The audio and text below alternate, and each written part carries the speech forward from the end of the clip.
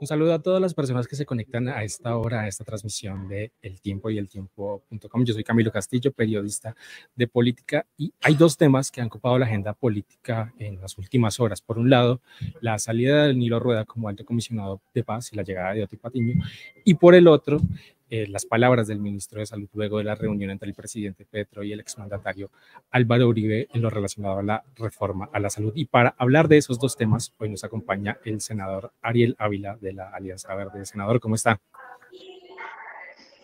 Hola, ¿cómo estás? Y bueno, muy buenos días a todas y todos en El Tiempo y muy amable por su invitación y siempre a su disposición. Bueno, senador, empezamos hablando por el tema del comisionado de paz, la salida que toma por sorpresa a muchas personas, que entendemos que era una decisión que estaba tomada desde el martes, pero que hasta ayer se comunicó. ¿Qué fue lo que tumbó al comisionado Danilo Rueda? ¿Qué fueron esos elementos que dinamitaron su salida de la oficina de paz del gobierno? Mire, Camilo, lo que llamamos la paz total. Bueno, hemos perdido un momento al senador Ariel Ávila, en un minuto retomamos con él.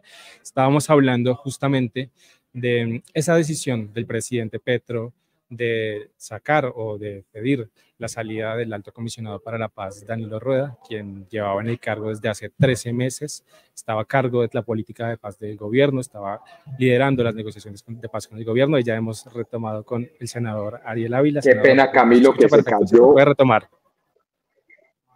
Sí, qué pena que se Continúe, cayó senador, la adelante. señal y no sé por qué. Mire, le decía a Camilo que en este momento la política de paz total tiene tres grandes inconvenientes o tres crisis. Sí. Está la crisis legislativa. Hoy en día, si uno dijera que la paz total es un 100%, está el 50% aprobado, que es la ley de orden público, pero no está el otro 50% que es lo de sometimiento. No hay un marco jurídico para someter organizaciones criminales. Dos, hay una crisis de los procesos de paz, tanto la del ELN como la crisis de el autodenominado Estado Mayor Central. Y tres, hay una crisis de legitimidad social de la paz total. Son tres crisis en una.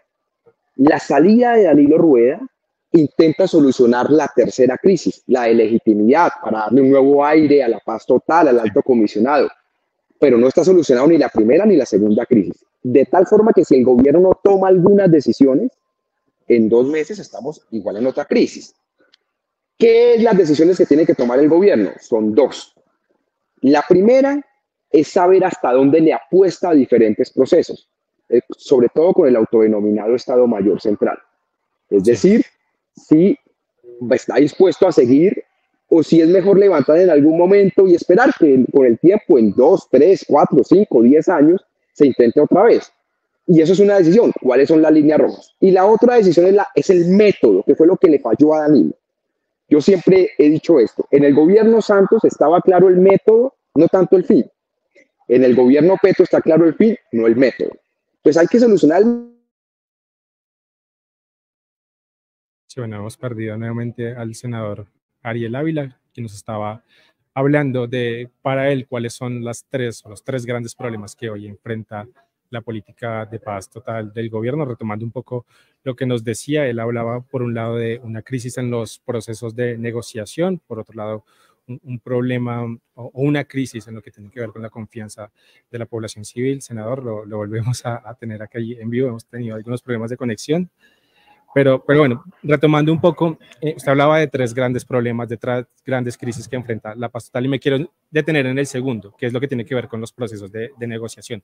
Con el ELN, el proceso está parado hasta que no se reúnan los jefes de las delegaciones, hasta que no hablen del tema del fin del secuestro. Con el Estado Mayor Central se supone que las negociaciones se van a retomar. ¿Qué le puede aportar Oti Patiño a esos dos procesos, que son, digamos, los que avanzan de cierta forma en esta política de paz total? Camilo, yo creo que el proceso del Estado Mayor Central es el que más problemas tiene. El del ELN tiene problemas profundos de legitimidad por el tema del secuestro, pero es un proceso que tiene una agenda, que tiene un cronograma, que tiene unos temas y que tiene un blindaje internacional. Entonces yo creería que con el tema del secuestro sobre la mesa y con unos mínimos acuerdos, eso va a mejorar. Pero en el caso del Estado Mayor Central no hay agenda, no hay cronogramas, no hay protocolos, no hay nada y por tanto la fragilidad es aún mayor. ¿Qué es lo que le puede aportar Oti Patiño entonces a los procesos? Al del Estado Mayor Central es una decisión que la tiene que tomar con el equipo negociador y con el presidente y es saber hasta dónde están dispuestos a aguantar. Y frente a lo del ELN, yo creo que teniendo las herramientas de alto comisionado, puede dirigir la política de implementación de los acuerdos para empezar a resolver o comenzar a resolver problemas en las regiones y con eso, pues básicamente garantizar la participación de la sociedad civil y sobre todo tomar una decisión frente al tema del secuestro, obligar al ELN a que tome una decisión. Pero es mucho más preocupante, sobre todo, el tema del Estado Mayor. Claro. Hablaba también del primer punto y es el tema de la ley de sometimiento, una ley que es fundamental para el sometimiento de los grupos, de las bandas delincuenciales y fundamentalmente, por ejemplo, en los procesos de Medellín, de Quibdó, de Buenaventura, en donde ya hay mesas de paz urbana. Digamos, usted que ha estado cercano a ese proceso, ¿qué puede suceder en ese sentido? Digamos, la ley de sometimiento podría ayudar a que este proceso mejorara, a que esta política de paz total, digamos, se consolidara. Mire, Camilo, la respuesta concreta y después el análisis más profundo. Lo primero es, en lo fundamental, hay 4 o 5 grupos que quieren entregar las armas y no hay un marco jurídico para recibirlos. Es decir, yo sí creo que una ley de sometimiento con unos mínimos acuerdos con el Congreso va a sacar 10.000, 12.000 personas de la guerra rápido. Pero eso no está. ¿Por qué no está? Porque el gobierno no se ha puesto de acuerdo de cuál es el mejor modelo de sometimiento, porque no hay mayorías en el Congreso y porque desafortunadamente se cometió un error. Y es que se le dio estatus político a las disidencias y ahora todo el mundo quiere estatus político. Y eso pues va a llevar a una especie de crisis. Entonces, ¿yo qué diría? Yo creo que el sometimiento tendría un éxito relativo, no con los grupos más grandes, pero sí con grupos pequeños, los de Buenaventura, los de la Sierra Nevada de Santa Marta, algunos en la costa Caribe, pero no hay marco jurídico, o sea, no hay cómo.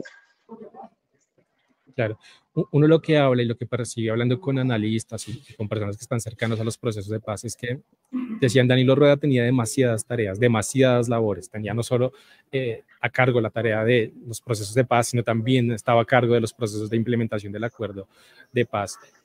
¿Qué puede hacer Oti Patiño para no encontrarse con esta misma situación, con tener muchas tareas y no poder ejecutarlas todas?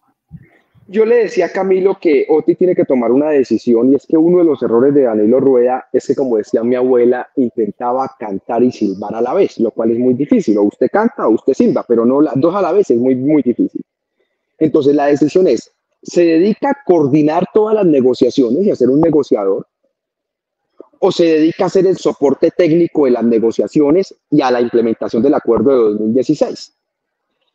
Ambas cosas no las puede hacer.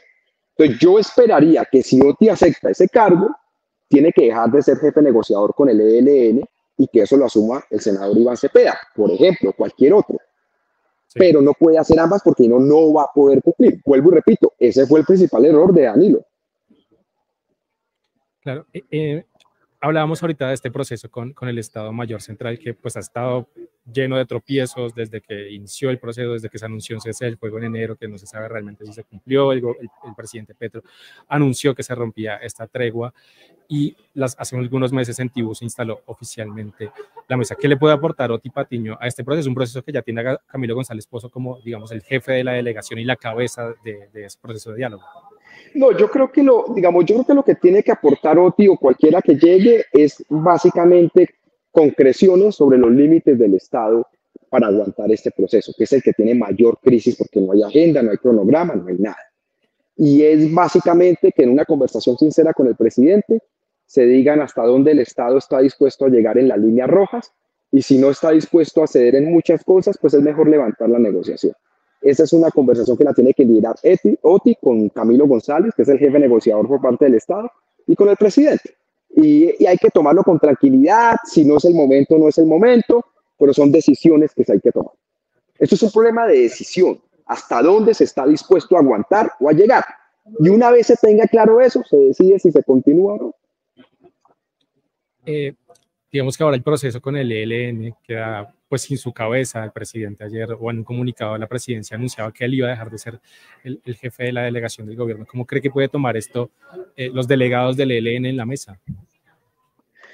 Mira, yo lo que siento es con decisiones del gobierno y en todos los procesos de paz, los equipos pueden cambiar gente, meter gente, sacar gente, tomar decisiones en moverlos. Eso no va a afectar para nada a la mesa. Es decir, no va a haber una afectación, digámoslo así, como tal de los equipos negociadores. Igual que en su momento el ELN o el Estado Mayor Central puede decidir sacar a alguien de la negociación o no. En eso hay total autonomía y, por ejemplo, recuerde usted que en el caso de las FARC y del Estado en su momento en el gobierno Santos, varias veces se tomaron decisiones de cambiar gente o de fortalecerlo. Son autónomos las partes. Claro. Oti Patiño es una persona que ya hizo parte de un proceso de negociación en los años, a finales de los 80 y principios de los 90 con Virgilio Barco. Digamos, es un perfil que podría ser diferente al que teníamos en Danilo Rueda, que era una persona que venía más del activismo, de una labor social. ¿Cree que esa experiencia tuvo que ver al momento de tomar la decisión de elegir a Oti por sobre Danilo Rueda? Oti Patiño, primero, es mucho más cercano al presidente, pues fueron como en su momento, su juventud y todo, cuando estaban en el M-19.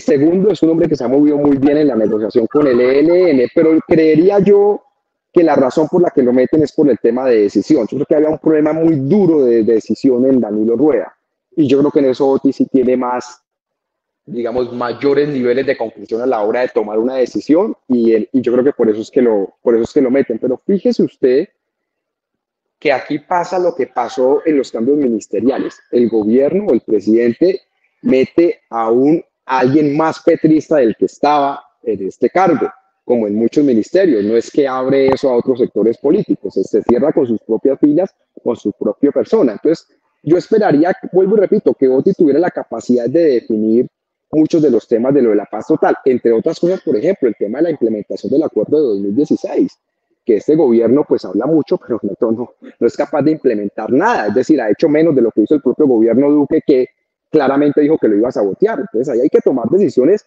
por empezar a nombrar a alguien que sea capaz de implementar.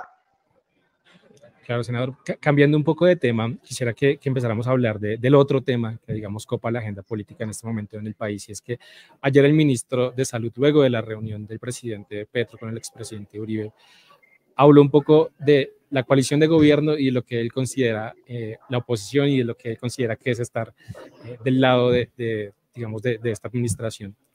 ¿Cuál es su opinión de las palabras del ministro de Salud? Mire, Camilo, yo creo que en el Partido Verde hay una crisis profunda que no se va a solucionar votando un agente del gobierno, o pasando a ser independiente, o pasando a ser oposición, o volviendo a decir que somos de gobierno. Nada de eso. Es decir, el partido tiene una crisis que eso no lo resuelve. Esa crisis está enmarcada en dos partes. Hay unas personas que decidieron hacer una oposición, hay otras personas que decidieron irse al gobierno, y eso incluso mañana podemos declarar el partido independiente. Los que quieren seguir siendo de gobierno seguirán siendo de gobierno, los que quieren seguir de oposición seguirán siendo de oposición. Eso no va a cambiar en nada. Entonces yo creo que esto es una crisis del partido que la va a tener que resolver. Nosotros, de hecho, estábamos discutiendo la realización de un congreso. Ese congreso del partido va a ser en el mes de febrero, y yo creo que ahí va a haber muchas decisiones que se van a tomar. Y esa crisis, esto que dijo el ministro, la reacción de varios compañeros y compañeras, es básicamente la muestra de que esa crisis está. Y lo segundo, y yo creo que en esto sí es importante, yo creo que sería muy bueno que el ministro dijera a quién se refería cuando dijo que el SENA en Bogotá, o que el director o la persona del ICETEX estaban a cargo de una persona que estaba haciendo oposición. Pues sería muy bueno que lo dijera, pues para que todo el país lo supiera. Pero más allá de ese, que es como el debate, yo sí creo que aquí lo que de fondo hay es un fenómeno de crisis profunda que tenemos en el partido. Me duele reconocerlo, pero pues es así. Claro. Y en ese sentido, ¿usted está de acuerdo con las palabras de Catherine Juinao y de Catherine Miranda de la necesidad de declararse como independientes? Camilo, como le digo, la declaración de independencia del partido, si es que se llegara a dar, no va a cambiar en nada la actual situación. Habrá gente que seguirá en el gobierno y habrá gente que seguirá en la oposición. Eso no resuelve la crisis del partido. Pero yo en los casos, pues intento cuidar la salud del partido. Tomaremos una decisión, ojalá en el Congreso, ojalá pausadamente y ojalá sin la cabeza caliente. Yo en esto sí prefiero tener más pausa. Hay 2 compañeros que se manifestaron que quieren seguir siendo de gobierno, otros 3 que están diciendo que a la independencia, al menos públicamente. Otros hemos dicho, reunámonos y tomamos esto con cabeza fría, pues para evitar una fractura. Pero sí, es mejor en casos no tomar decisiones con la cabeza caliente. Claro, eso en cuanto al partido, pero ¿cuál es el camino que debe tomar el gobierno o cuál es la postura que debería tomar el gobierno frente a, digamos, partidos o congresistas que no están de acuerdo con sus decisiones, con sus posturas en cuanto a temas claves como por ejemplo la reforma de la salud? No, mire, yo en eso también le quiero ser claro. En el Partido Verde nosotros no tenemos disciplina para perros ni hemos aplicado ley de bancadas. Una de las principales defensoras de la reforma de la salud es Verde, que es Marta Alfonso, su ponente, y otra de las principales críticas es Catherine Jubinao, Catherine Miranda, que también son verdes. Entonces, en el partido, independientemente de la decisión que se tome, aquí la gente tiene voz y opinión, como el caso mío. Yo desde hace mucho pedí la salida de Danilo Rueda. En otros casos he apoyado lo de la paz total y nosotros pues no nos vamos a dejar limitar ni por un lado ni por el otro. Entonces, los congresistas van a seguir tomando sus decisiones. Yo creo que eso debe quedar claro para la mayoría de la sociedad colombiana. Aquí no hay disciplina para perros como en el Centro Democrático. Entiendo, senador, pues agradecerle mucho por estos minutos, por este espacio. Entiendo que está corriendo para también poder atender a otros medios de comunicación, así que pues de nuevo muchísimas gracias por estos minutos. Camilo, a sus servicios, a la orden, y un gran saludo a Armando Neira, un gran amigo mío, editor político. Un abrazo.